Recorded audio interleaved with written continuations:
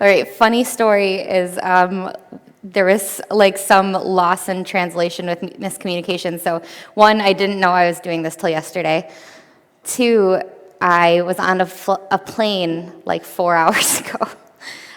We got delayed because of the storms, didn't get in till like 12:45, and then I spent like 2.5 hours getting home because there were crazy storms last night in Chicago.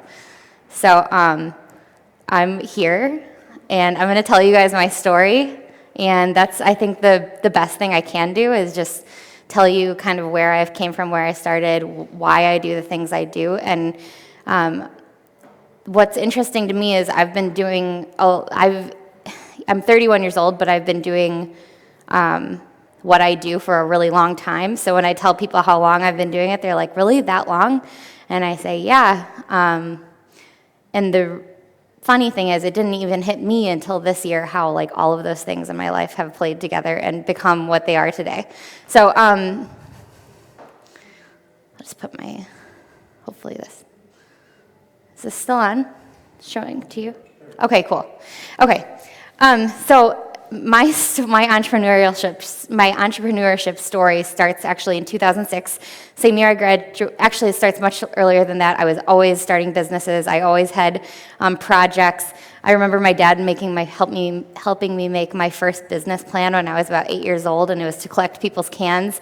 And I'd take my wagon down the street and collect people's cans. I somehow convinced them to let me collect their cans, and I convinced my parents to bring me to the can place to make money. And so I was very much in profit with that business. And then from that, my mom started a business when I was young. My parents eventually shut down that business when they got divorced. My mom restarted that business. You might have heard of it. It's called the Canine Crunchery. It's a dog biscuit bakery.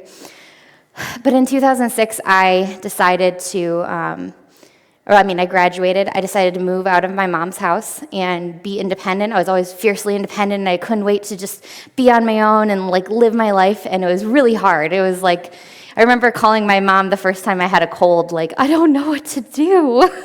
How do I make myself feel better? And but yeah, 2006, moved out. And then I met this person, this guy named Skylar Davis, and he and I decided to open a business together, as most 19-year-olds do. So I was 19, he was 25. We decided, let's open up this very niche business in the middle of Rockford, which is a record store and a gift shop and clothing boutique. And we didn't really know anything about retail. Like, neither of us had ever worked retail in our whole lives. He had always worked in foods, factories, machine shops. I had only worked in food and had high school experience at 19 years old, and all of my little projects I had done throughout my whole life. And we quickly discovered that in order to have a business, you need to make money. In order to like live and eat, you need to make money, and we were just broke as a joke. Like, we had no money. We didn't have money to start, first of all. I don't know how we were able to open this business the way we did. Side note, he actually opened it like about 2 months before I came into the picture, but he was still setting things up by the time I met him. And I said, let me help you. We'll go into this together. Like, let's figure this out. And we did. But I remember there were times where I was like working at my part-time job to try to make ends meet at this store, and he was working at his part-time job. He worked at a gas station. I worked at a food place, and I would get free food at the place that I worked at, and then I would wait until I worked again at my part-time job to eat again, because we didn't have anything. You know, we just wanted to like make this business work so badly. So my mind is always like, all right, here's a problem. You're upset about this. You feel like this is going to fail. You feel like this is going to fail. You guys feel like we are going to fail. Okay, how can I solve this problem? So the way I started solving it was by getting on the internet. And in 2006, the internet and social media was not the same atmosphere it is today. There was MySpace and there was Twitter.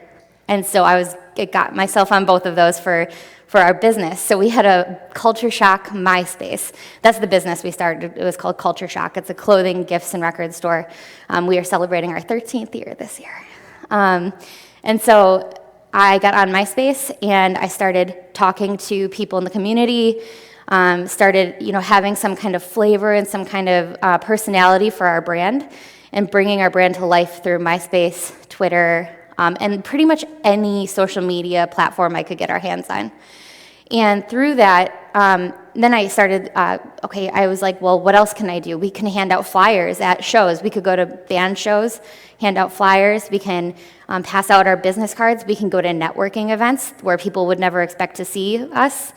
So we'll do all that. So then I started creating flyers, and I started creating business cards and like little pieces of things to give away to people so they would remember us. And I was actually, while I was doing all of this, I had actually picked up a second part-time job, and I was trying to pay my way through Rock Valley College.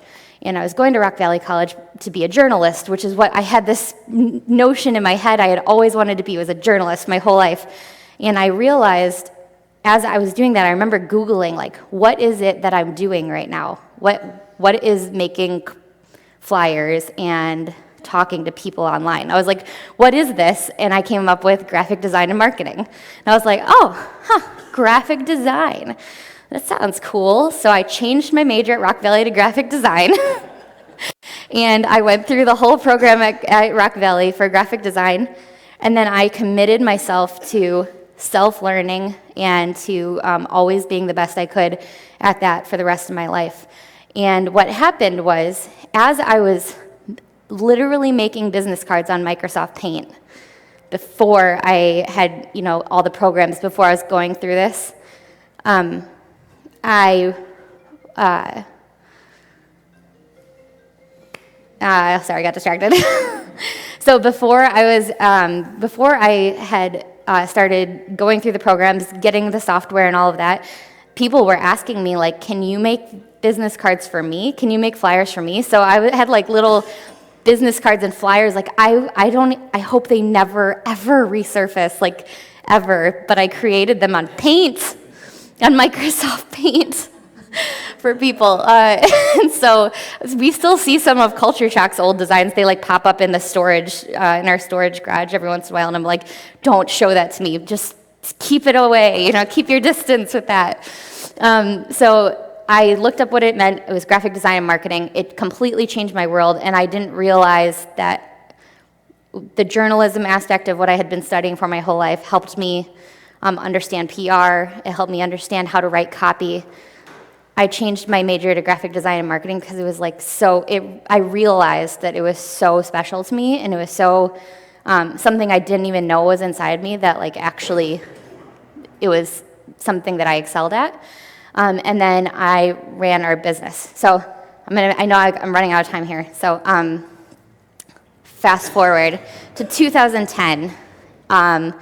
Me and a few other business owners are sitting around trying to solve another problem, because I realized that there were not many groups for like hyper-local businesses in our city in 2010.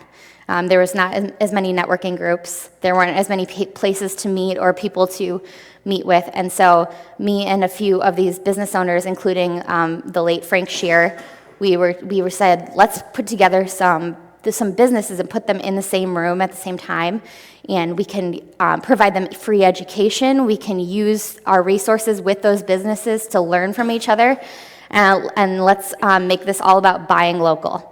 And so we came up with Winnebago Buy Local, and we started that in 2010.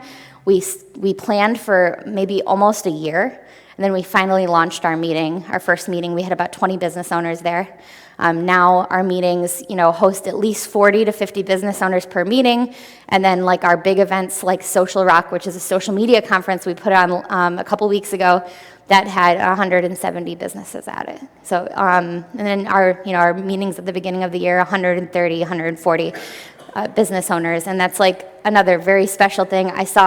We saw that there was a lack or a problem or something that was not going how we needed it to be, and so we tried to find the solution. And 2010, I also decided, after years of working in Microsoft Paint, that I might want to start a business myself. And because so many people were asking me to do what I was doing for other businesses, I thought, yeah, I think I could do this. I think I could start a business myself. So I started Lauren Davis Creative. And through Lauren Davis Creative, I started helping businesses with social media marketing, helping them with their marketing strategy, helping them with their graphic design, and really using the toolbox that I had created in my own head through all of these experiences, which I didn't even realize had been helping me to create results. And what was happening was we all deal a little bit with imposter syndrome. We all say, I'm not qualified enough for this, or why would people listen to me? Why would this happen? But the thing is, through Winnebago by Local, through Culture Shock, people kept listening to me. And even though I wasn't asking them to listen to me, they kept finding me and asking me questions or asking me for advice or saying, let me pay you for this. Can I do that? Can we do this? Can you help me with this? And not only was I helping them with that, but they were actually getting results from it. I was able to see those results and see that it was doing big things in our community. And so with my business, I ended up traveling, going to other places, meeting speakers to bring back to our conferences here for Winnebago by Local, learning as much as I can, and just committing myself to this atmosphere of continuing to learn and continuing to solve problems. And what I realized this year is that everything I've ever done is based in empowering business owners and entrepreneurs to have a better life and to see results in what they are trying to accomplish. So all of my marketing, all of me deciding to commit to this man who I literally didn't barely even know and decide to start a business with him and run it for 13 years, that was a whole nother level of empowering a business owner. And then Winnebago by Local is all set in helping local business owners succeed and helping them feel empowered to really help themselves. So that is my story. It's definitely not the same way that everyone does things, but I didn't realize till this year how much all of those things really play into how I have become who I am. Don't know if I answered all the questions in that, but that's no, you did what a great you're job. Get. Great. Let's give Lauren a hand. Now we do ask every presenter to answer three important questions as part of their presentation. This is your opportunity to hear feedback from the group. Right. Now you've got a handful of things going on that are just kind of, like you mentioned, are just kind of coinciding right now, even in your own mind about how it all comes together. Right. Such as the life of an entrepreneur and probably living as a human being. Right.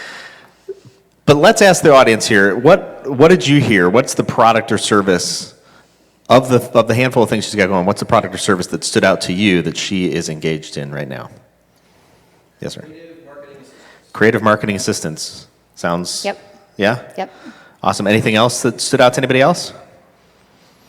No? All right. 2, who's the target audience?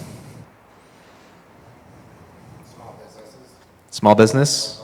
Local small businesses? Does that sound business owners? Yeah, I would say it's small business owners, solopreneurs, and small entrepreneurs. I'm not the person to go to for big brand agency type work. Sure. All right. That's really clear. Thank you. Number 3 is who's the target? Sorry, that's not true.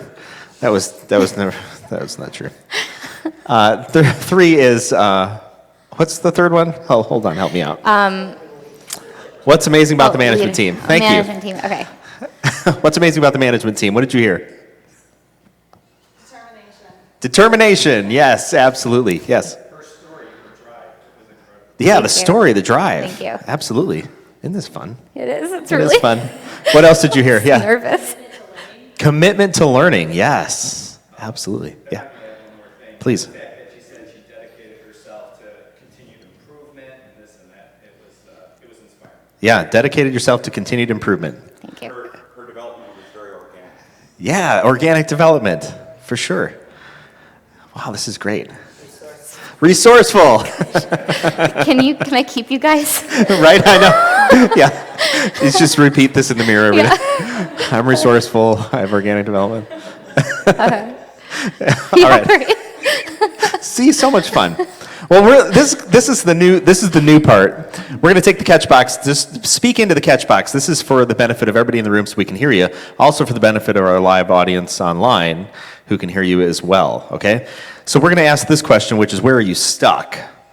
Okay. And I'll kind of hang around here and moderate maybe a little bit. But if you've got an answer to maybe feed into the mix, the stew, or the bulletin board, whatever makes sense to your brain, then this is your opportunity. Okay. So where are you stuck?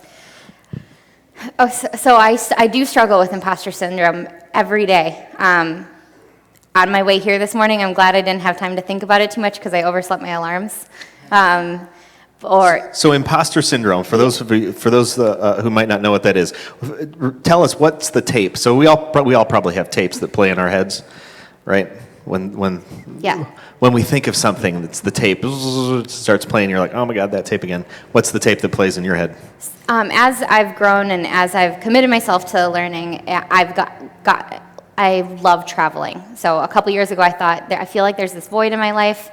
I don't know what it is. So I got a dog and I started traveling, and void's gone.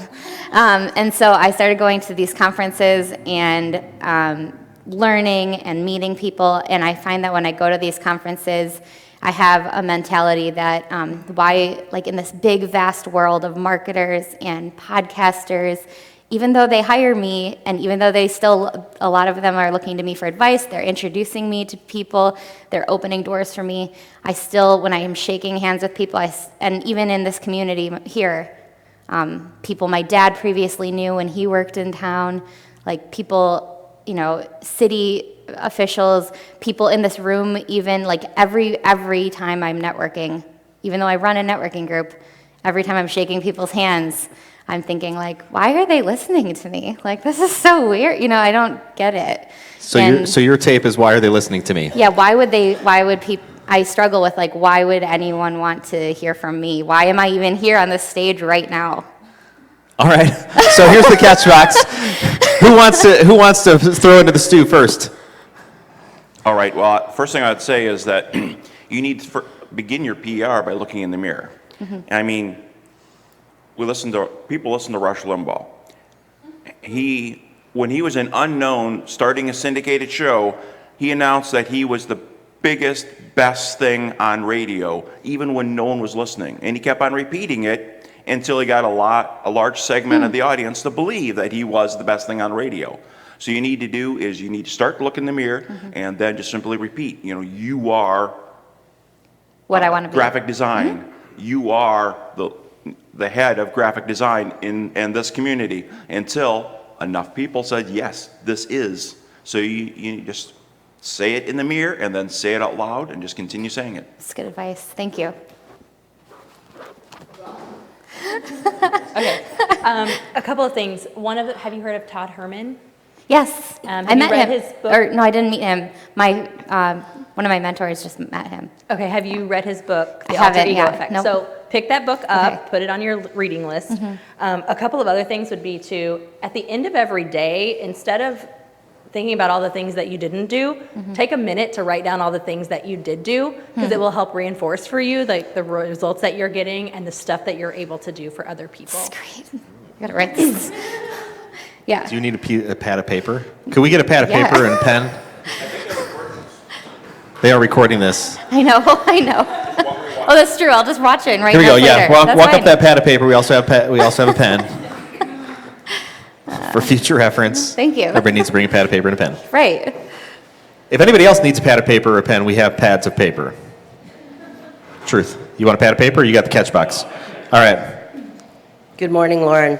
Hi. I would say one thing that you need to always remember is that we're all very frail human beings.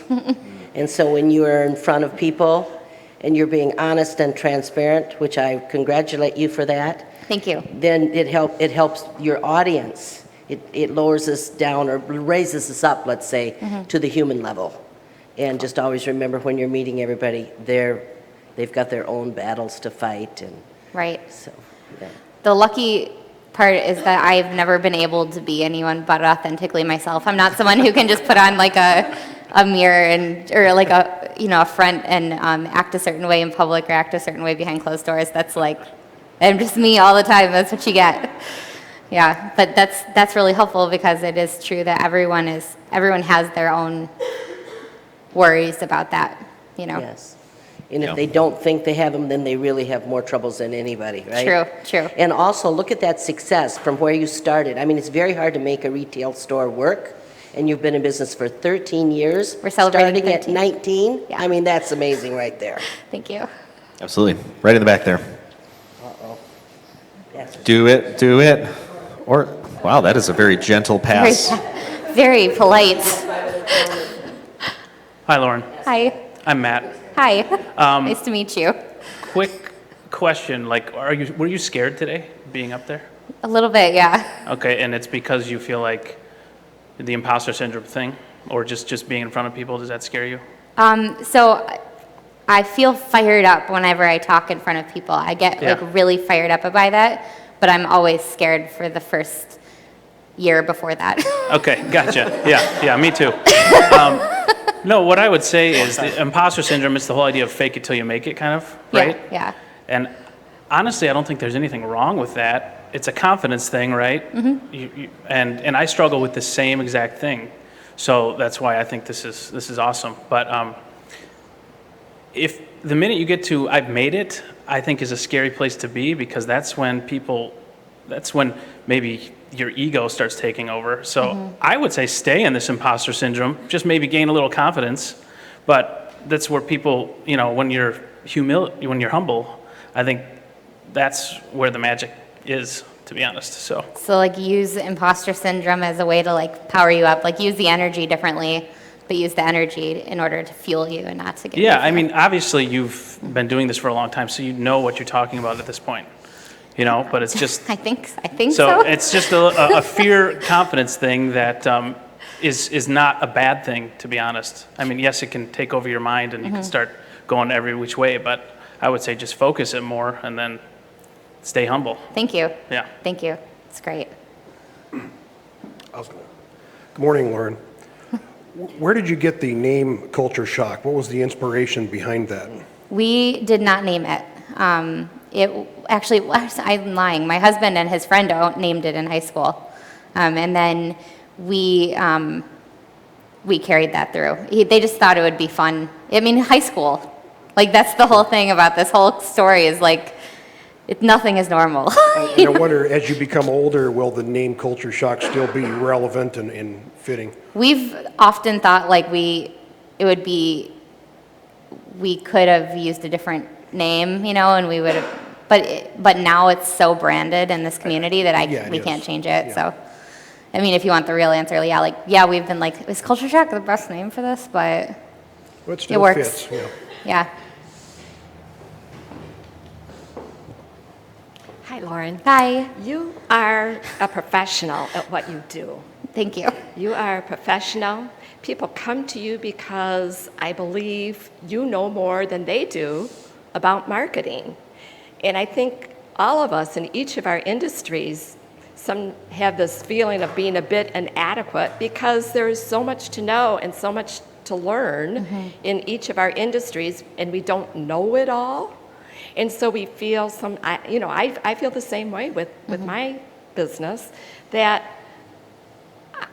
there's more I could learn and be better at what I do, and you're striving to be better at what you do.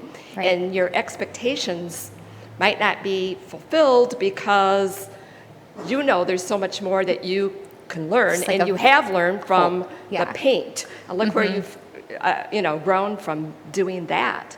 So you're an expert. You know more about your industry than the person who is coming to you. And I think that might be an attitude that might be helpful, and not try to achieve perfection, but have a service for the people who are coming to you. Right. Thank you so much. This is so good. This is all so good.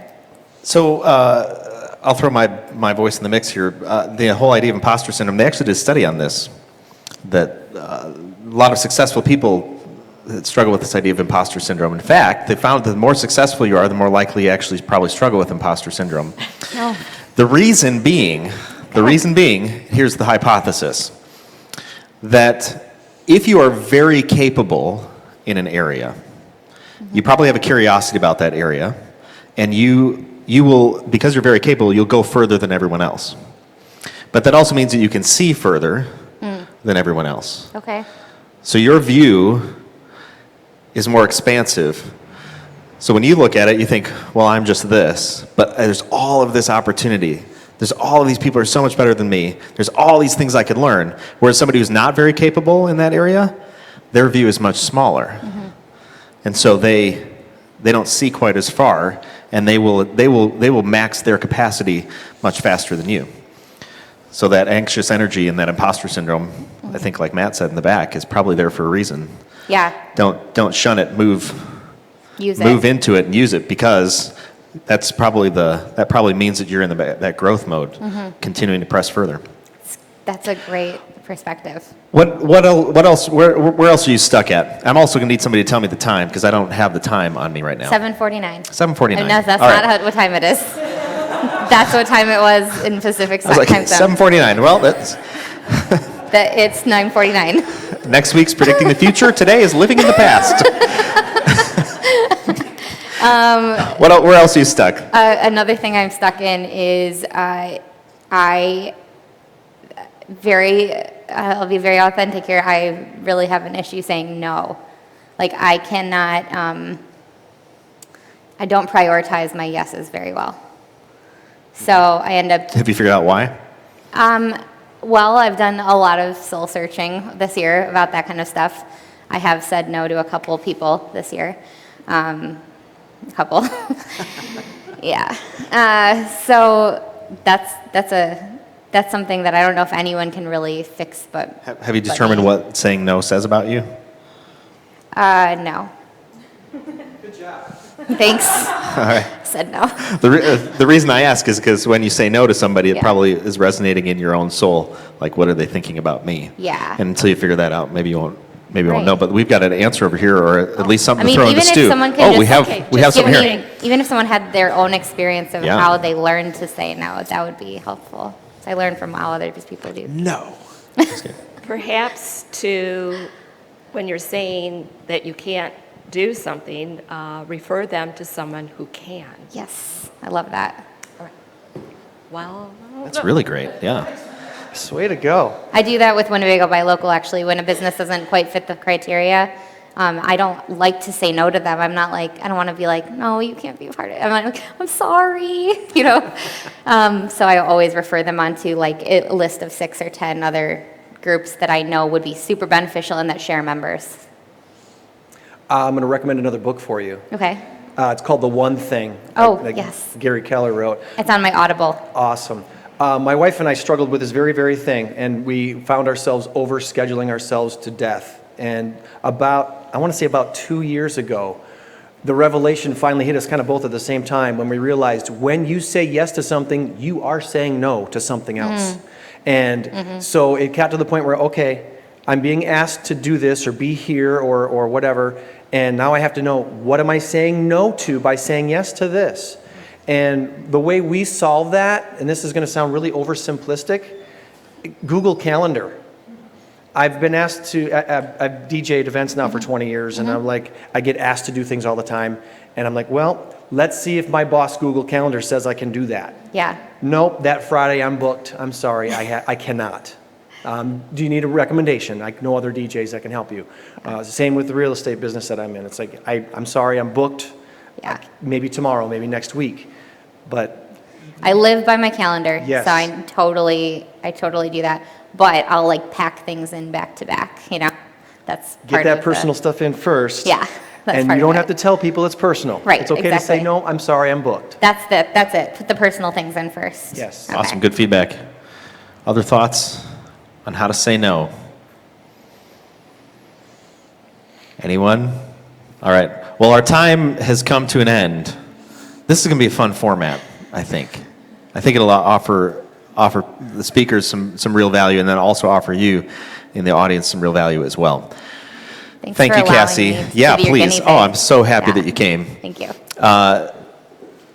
We do have every speaker receive a 1 Million Cups coffee mug. Oh, So I want to present wow. this to you, Thank you. for doing a fantastic job and also being our guinea pig. Thank you. I love coffee. Well, good. Can I fill it with some coffee? You can. Yeah, absolutely. Right. There's coffee to go. It's Okay. right over there. By Members Alliance. Courtesy of Members Alliance. Boom. See, there you know. You know how to do this. Yeah. I don't know why you're worried about standing up in front of people. No, it's courtesy of Members Alliance, Diane James. Yep. Well, thanks for coming. This is going to be our format for, I think, from here on out, for at least a period of time. This is your opportunity to get connected with one another, and if you can help solve each other's problems, that's even fantastic. But if you also want to get connected with Lauren Davis Creative, or Winnebago Buy Local, or anything else you got going on, Culture Shock, Culture and Shock. whatever else you're doing Yeah. that's hatching in your brain, this is your opportunity. So use this fine Wednesday. Go be good to each other. Yes, I'm sorry, Diane. Did you have something to say? Give Lauren a plug. You want to give Lauren a plug? Yeah. Here, you want the catch box? Oh, dear. Oh, gosh. There we go. You did it. Wow. Just speaking the top. There we go. We have a little thing called Partners in Kind, and Culture Shock is one of our Partners in Kind, Members Alliance. And thank you, Lauren. Yeah. And Skylar, for donating to our Partners in Kind. Yeah, no problem. Yeah, that's a really fun program. You do a lot with supporting local businesses and getting people to know about local businesses, and we love that. So, thank you. Well, thank you. Awesome. Well, on that note, have a wonderful Wednesday. Thank you for joining us today. Thank you.